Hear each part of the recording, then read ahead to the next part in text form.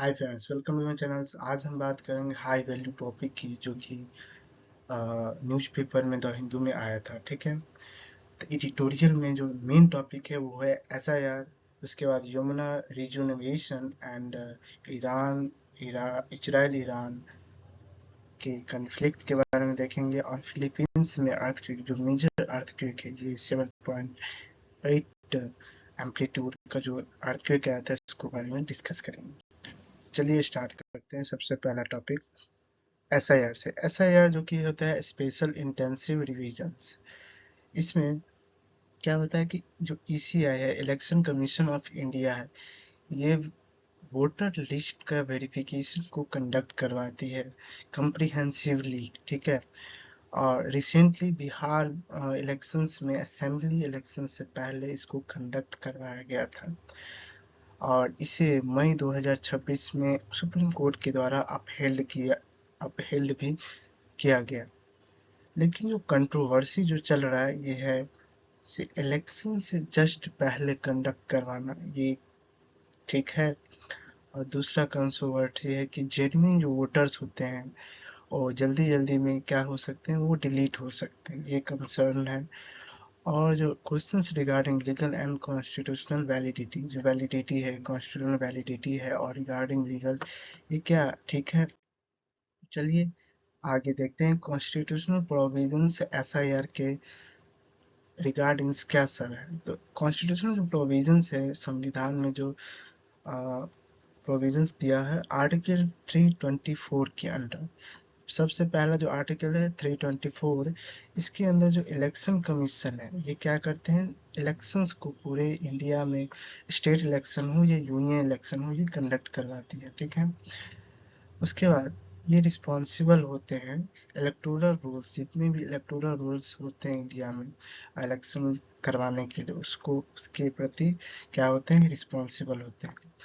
उसके बाद आर्टिकल 325 आता है। 325 में क्या है कि जो जनरल इलेक्टोरल होता है, वन जनरल इलेक्टोरल होगा। ठीक है, और इसमें कोई भी डिस्क्रिमिनेशन नहीं किया जाएगा, चाहे वो रिलीजियस बेस पे हो, या रेस बेस पे, कास्ट बेस पे, या सेक्स बेस पे।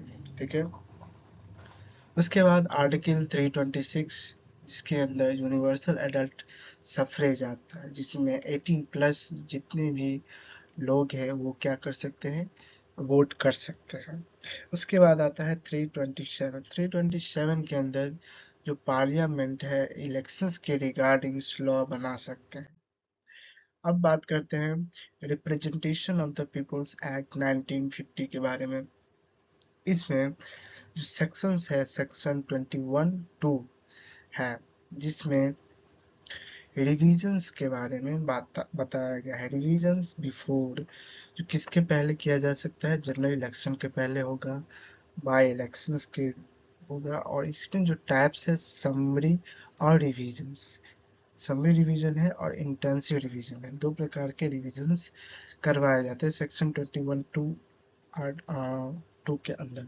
ठीक है, और अगला जो सेक्शन है 21(3) क्लॉज 3, इसमें जो स्पेशल रिविजन्स होते हैं और जो कंडक्टेड अंडर स्पेसिफिक सर्कमस्टांसेस, और ये स्पेशल सर्कमस्टांसेस, कोई विशेष परिस्थिति में ही ये स्पेशल रिविजन्स कंडक्ट करवाए जाते हैं।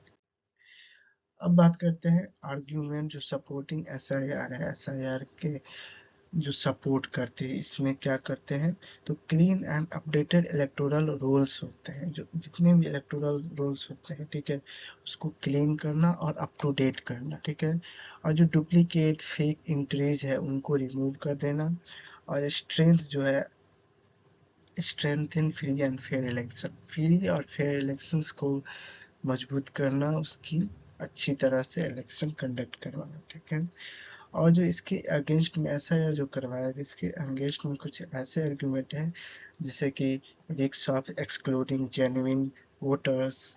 इसमें जो इलेक्शन से जस्ट पहले अगर ये कंडक्ट करवाया जाता है एसआईआर, इसमें ये खतरा हो सकता है कि जो जेन्युइन वोटर्स है, रियल जो वोटर है, वो कहीं हट ना जाए।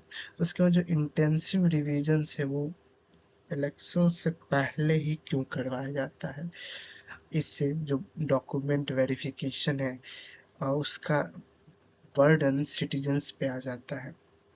ज़्यादातर सिटीजन्स के पास डॉक्यूमेंट वेरिफिकेशन के लिए समय नहीं रहता है, जिसके कारण वे वोटर लिस्ट से निकल जाते हैं, एक्सक्लूड हो जाते हैं। ठीक है, ये सब कुछ आर्गुमेंट्स हैं जो याद रखने हैं। आगे देखते हैं यमुना रिजर्वेशन। रिजुवेनेशन, ठीक है। रिसेंटली ही अमित शाह इसमें कुछ जो यमुना रिवर्स में सेवेज है, कचरा डिस्टर्ब करता है, उसको साफ करने के लिए रिजर्वेशंस क्या है, एक प्लान है। तो सबसे पहले यमुना के बारे में बैकग्राउंड देख लेते हैं। जो बैकग्राउंड है, यमुना जो है गंगा रिवर की सबसे लार्जेस्ट ट्राइब्यूटरीज है, ठीक है।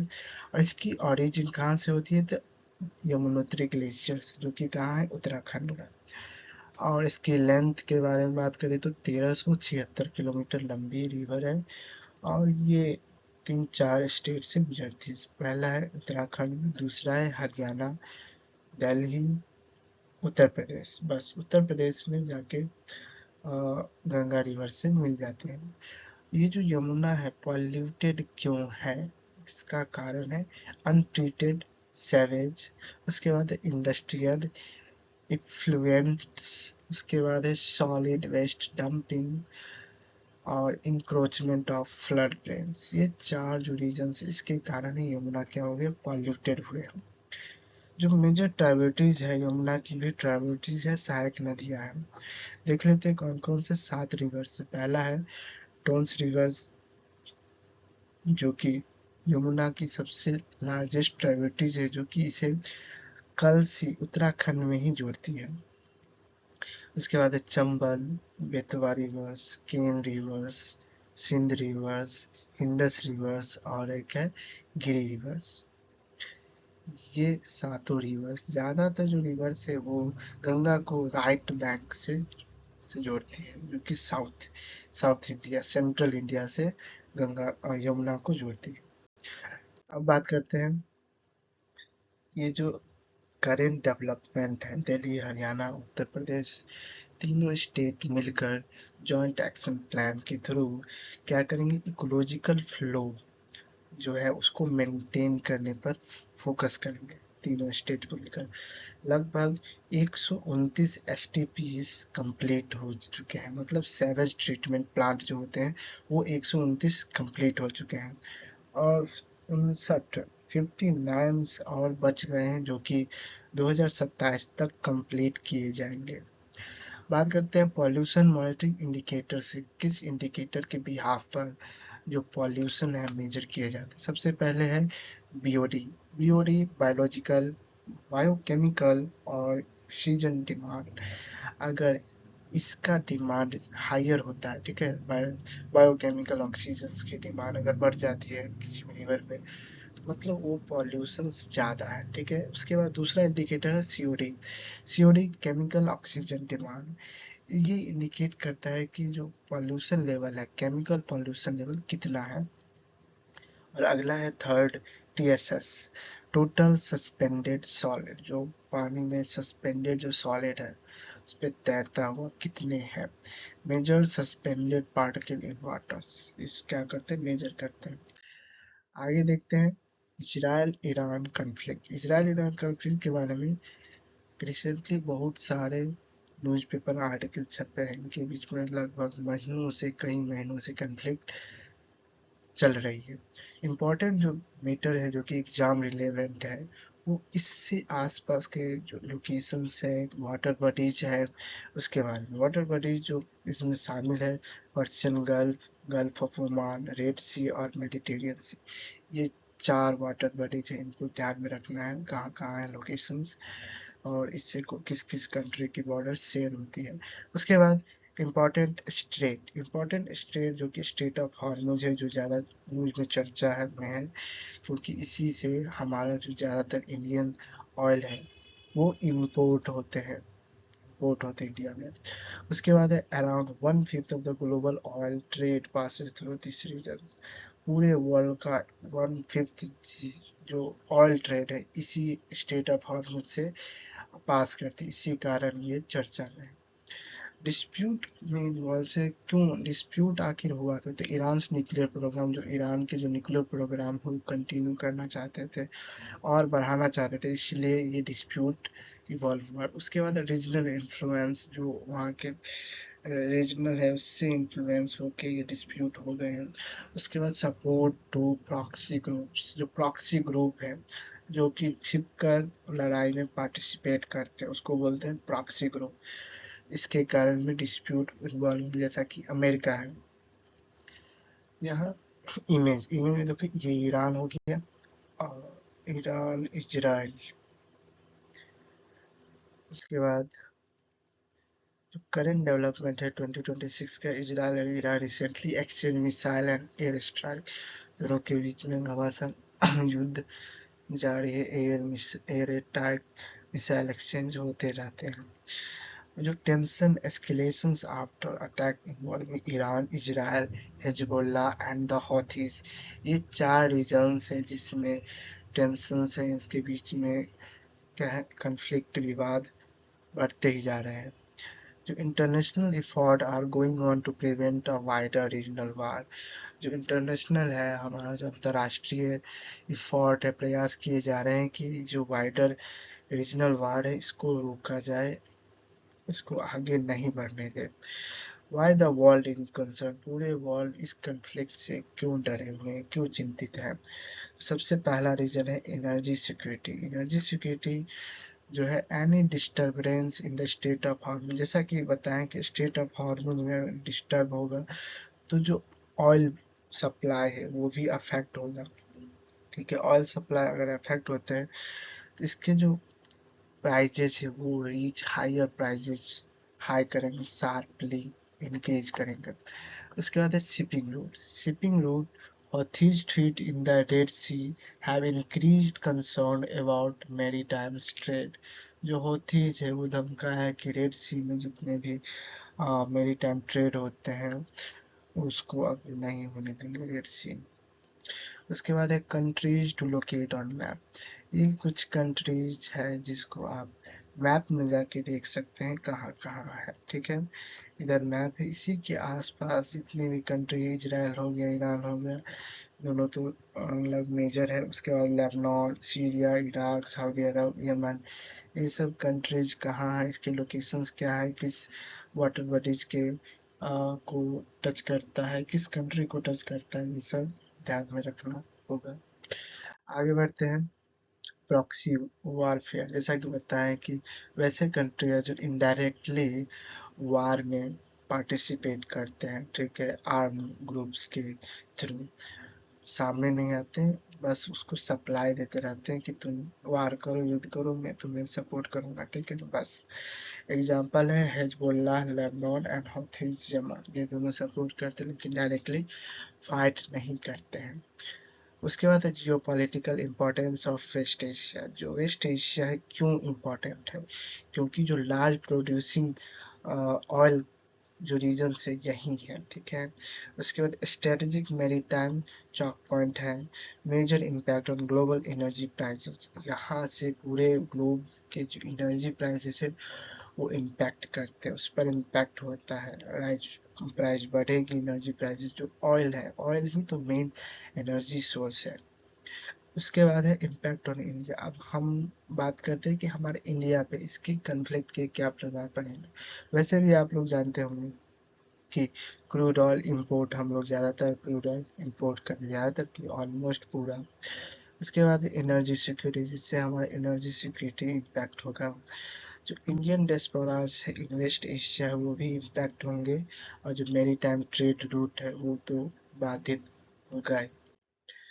अब बात करते हैं जो अर्थक्वेक, जो फिलीपींस में अर्थक्वेक आया था, ठीक है, रिसेंटली, एक दो दिन पहले, इसके बारे में, इसके ज़्यादा डेटा नहीं बात करेंगे हम, मेरा उद्देश्य है बस अर्थक्वेक को समझाना। ठीक है, तो जो अर्थक्वेक है फिलीपींस में क्यों है, फिलीपींस प्रॉब्लम में क्यों है, इसके लोकेशंस के कारण। जो लोकेशन है साउथ ईस्ट एशिया में है और ये स्पेसिफिक रिंग ऑफ फायर पे सिचुएटेड है, इसी का। One of the world's most seismically active regions, और जो फिलीपींस है संसार के active region, seismically active regions में से एक है, जहाँ पर ज्यादातर भूकंप और वोल्केनोज इरप्ट होते रहते हैं टेक्टोनिक सेटिंग के कारण। टेक्टोनिक सेटिंग इंटरेक्शन ऑफ, इसमें तीन प्लेट इंटरेक्ट होते हैं फिलीपींस एरिया में। फिलीपींस सी प्लेट है, उसके बाद यूरेशियन प्लेट है और पैसिफिक प्लेट है। तीनों प्लेट आपस में क्या करते हैं, इंटरेक्ट करते हैं, जिसके कारण क्या अर्थक्वेक आता है। तो अर्थक्वेक के बारे में सबसे पहले हम जानते हैं। अर्थक्वेक प्लेट, जो टेक्टोनिक प्लेट होते हैं उसका मूव से, कोलाइड से, सेपरेट से, स्लाइड से, तो इन सभी के कारण जो एनर्जी रिलीज होती है उसको क्या बोलते हैं, सेस्मिक वेव, और जो सेस्मिक वेव के कारण ही अर्थक्वेक आती है। ठीक है, तो मेजर प्लेट जो है हमारे अर्थ पर वो सात है। पैसिफिक प्लेट सबसे बड़ा प्लेट, उसके बाद Eurasian plate, Indo Australian plate, north American plate, इस सभी के बारे में अभी डिटेल से बात करेंगे। ठीक है, आगे चलते हैं कन्वर्जेंट बाउंड्री। और जो प्लेट आपस में जो टकराती है या एक दूसरे से अलग जाती है या आपस में स्लाइड करती है, तीन तरह के बाउंड्री बनते हैं। एक हो जाए कन्वर्जेंट बाउंड्री। कन्वर्जेंट बाउंड्री में जो प्लेट क्या करते हैं, कोलाइड करते हैं एक दूसरे से, क्या करते हैं, कोलाइड कर टकराते हैं। जैसे कि हिमालयन प्लेट, हिमालय हो जाए, हिमालयन के रीजन्स में प्लेट क्या करते हैं, कोलाइड करते हैं। इंडियन प्लेट यूरेशियन प्लेट से कोलाइड, एशियन प्लेट से कोलाइड करते हैं। उसके बाद है जापान, फिलीपींस, ये सब क्या प्लेट कोलाइड करते हैं इस रीजन्स में, जिसके कारण अर्थक्वेक, वोल्केनोज और सुनामी आती है। उसके बाद है डाइवर्जेंट बाउंड्री। डाइवर्जेंट बाउंड्री जो कि प्लेट क्या करते हैं, एक दूसरे से मूव, अगर दो प्लेट टकराते हैं तो उसके बगल में जो प्लेट होंगे उससे तो दूर गए होंगे, वहां पर क्या बनते हैं, प्लेट मूव अपार्ट। इसके कारण मिड अटलांटिक रीज, जो हमारा जो अटलांटिक रीजन में जो मिड अटलांटिक रीज है ये बने हैं। उसके बाद बात करते हैं ट्रांसफॉर्म बाउंड्री। ट्रांसफॉर्म बाउंड्री बस एक दूसरे से स्लाइड करते, नहीं टकराते, नहीं एक दूसरे से दूर जाते हैं। इसके कारण जो ट्रांसफॉर्म बाउंड्री बनते हैं वो प्लेट स्लाइड करते हैं। इसके कारण सैंड ड्यून्स फॉल्ट बनते हैं। जैसा कि अभी बताएं कि क्या होता है, इस फिगर में पूरा समझ में आ जाएगा। ये प्लेट है, प्लेट बाउंड्री है। ये सबडक्शन जोन है। सबडक्शन जोन दो प्लेट है, एक ओशनिक क्रस्ट है प्लेट और एक है कंटिनेंटल प्लेट। तो दोनों क्या करते हैं, आपस में टकराते हैं। तो जो ओशनिक क्रस्ट है ये लाइटर होने के कारण अंदर, लाइटर में हैवियर होने के कारण अंदर चले जाते हैं। लाइटर जो प्लेट है, कंटिनेंटल प्लेट, लाइटर होते हैं, हल्का होते हैं, ये ऊपर आते हैं। इस जगह पर क्या बनते हैं, ट्रेंच बन जाते हैं, गर्त बन जाते हैं। ठीक है, तो यहाँ टकराएंगे और ठीक है, टकराने पर क्या सिस्मिक वेव्स जनरेट होती है। सिस्मिक वेव जनरेट होगी तो क्या होता है, वही भूकंप होता है। ठीक है, अर्थ की। और जो ये प्लेट जो अंदर जो जाती है तो ये फिर पिघल कर क्या बन जाती है, मैग्मा। मैग्मा बनती है, जैसे ऊपर निकलती है चैम्बर्स, तो इससे क्या बनता है, लावा। आगे बात करते हैं अर्थक्वेक्स के जो पैसिफिक रीजन्स है इसके बारे में। वर्ल्ड जो मोस्ट एक्टिव अर्थक्वेक जोन है वो इसी पैसिफिक रिंग ऑफ फायर के किनारे, लगभग 90% जो वर्ल्ड अर्थक्वेक है इसी रीजन्स के आसपास आते हैं, और 75% जो वॉल्केनिक एक्टिव है। कंट्री है जापान, फिलीपींस, इंडोनेशिया, चीन, पेरू, न्यूजीलैंड और यूएस का जो वेस्ट कोस्ट है, ये सब रिंग ऑफ फायर के पर मौजूद है। ये सब कंट्रीज, और बात करते हैं, ये हो गया आपका पैसिफिक रिंग। जितने भी लाल कलर से है ये पैसिफिक रिंग ऑफ फायर्स है। इसी किनारे जितने भी कंट्री है या कोई पार्ट है, इसी किनारे अर्थक्वेक, मेजर अर्थक्वेक आता है। और वोल्केनो। अगर वीडियो अच्छी लगे तो लाइक करें, सब्सक्राइब, चैनल को सब्सक्राइब करना। Thank you for watching. जय हिंद।